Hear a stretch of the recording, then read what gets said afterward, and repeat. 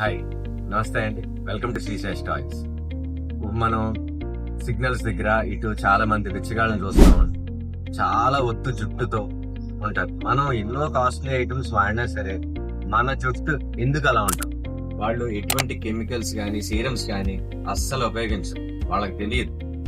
మనం ఏమో chemicals, serums, costly items అన్ని పెట్టి రూట్స్ ని బలహీనపరుస్తాం.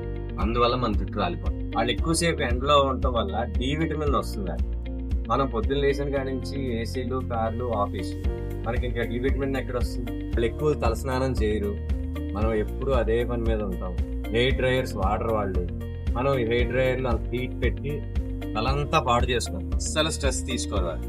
ఎక్కువ నిద్రపోతారు. మనకి ప్రపంచంలో ఉన్న కష్టాలన్నీ మనమే అంటూ స్ట్రెస్ తీసుకుంటాం. ఇంకా నిద్ర ఎక్కడ ఉంటుంది? నిద్ర లోపం వల్ల కూడా జుట్టు ఉంటుంది. వాళ్ళు అస్సలు ఆ జుట్టు మీద అశ్రద్ధ పెట్టరు. మనం దువ్వటం, ఎవరిని వస్తే వెంటనే కొమ్ము తీయటం, లాగటం, స్ట్రైట్నింగ్లు చేసుకోవటం, దానివల్ల కూడా జుట్టు ఊడిపోతుంది. మా ప్రాబ్లం అయినా అదే. సో దీనికి ఒక ఎలాగో అయిపోయింది. నెక్స్ట్ జనరేషన్ కన్నా మన పిల్లలకన్నా ఇవన్నీ చెప్పాలని మీకు ఈ వీడియో చేస్తున్నాను. మన దగ్గర నాటు కుంకుడుకాయలు కూడా మనం తెప్పిస్తున్నాం. సో అయిపోయింది, విల్ గివ్ ఏ ట్రై. మీరందరూ కూడా నాటు కుంకుడుకాయలు కావాల్సిన పూర్వ పద్ధతులు మన శ్రీశ్రేష్ఠలో దొరుకుతుంది. Thank you.